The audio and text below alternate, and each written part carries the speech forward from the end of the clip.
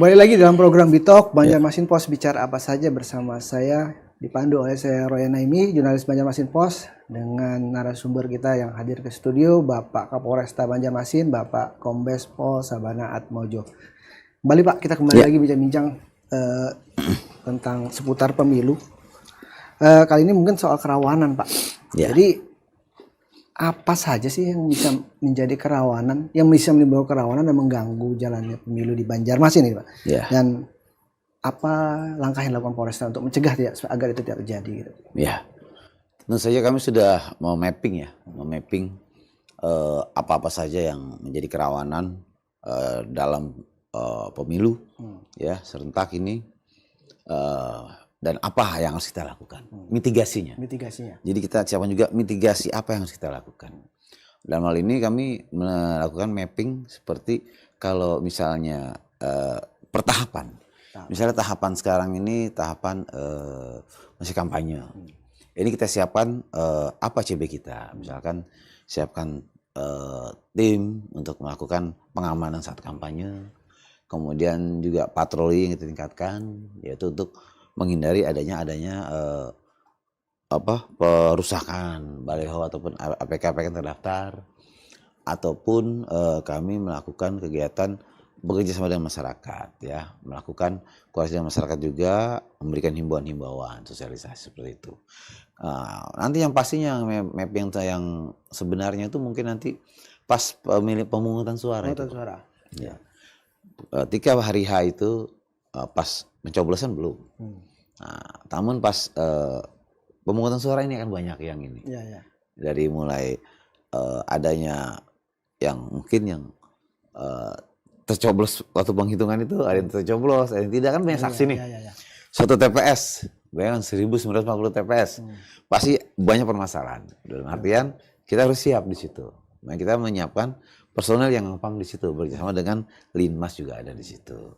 Nah, ada Bawaslu juga, perwakilan-perwakilan dari mereka. Sebentar lagi KPPS juga akan dilantik tanggal 25. Iya. Tanggal 25 ini seluruhnya perkecamatan dan seluruh TPS juga. Jadi pas saat hari H itu kami akan meningkatkan lebih dari segi preemptifnya, kemudian preventifnya, patroli terutama nih.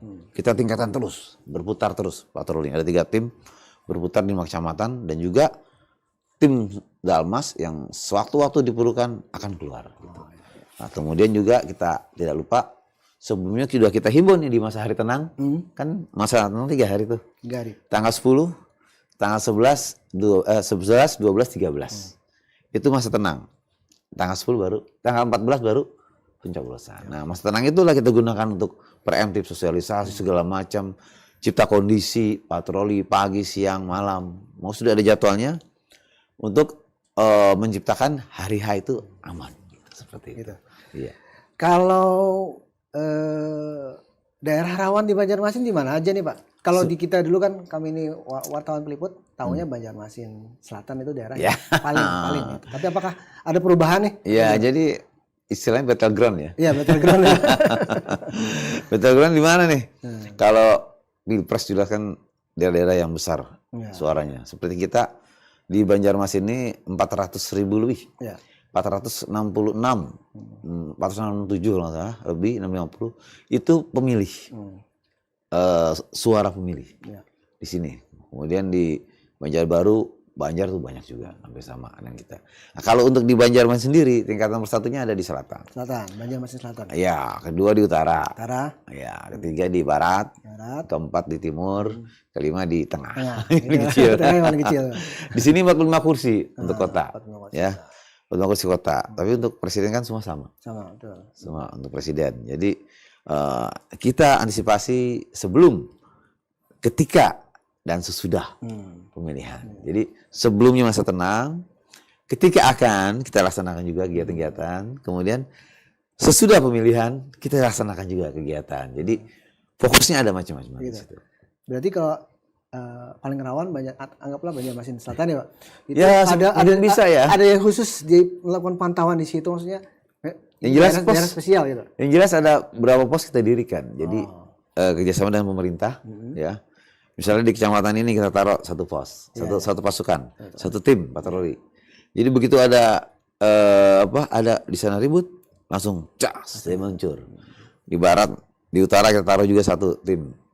Begitu ini muncul kita ada 3 tim, 4 tim lah kita siapkan. Ditambah satu yang tim PH nanti yang besarnya. Tapi itu disimpan di Mako. Kita simpan, tidak dikeluarkan.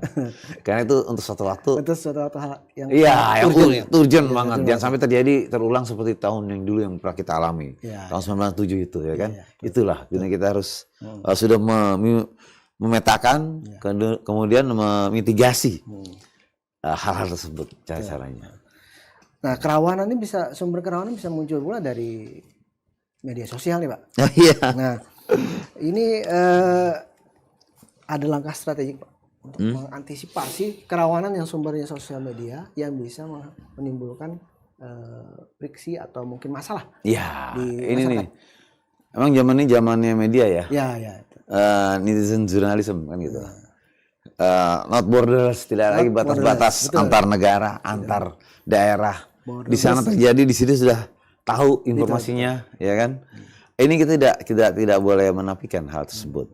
Untuk itu kita juga punya tim cyber sendiri untuk men-take down berita-berita yang nggak bagus, dan juga kita gunakan peran serta masyarakat, agen-agen Kamtimas kita untuk juga ikut bergerak. Para pecinta Polri, ya kan, yang rindu akan kedamaian, semua masyarakat kita libatkan itu di situ. Itulah gunanya kita rangkul masyarakat dari semua etnis, semua ormas, semua suku, deklarasi-deklarasi, itulah gunanya. Ciptakan bersama-sama mindset ke dalam kita lagi. Bahwa pemilu ini damai, aman, dan sejuk gitu di Kota Banjarmasin ini. Jadi tidak ada yang sedih ya. Pesta demokrasi ini adalah bahagia kan. Pesta itu kan bahagia.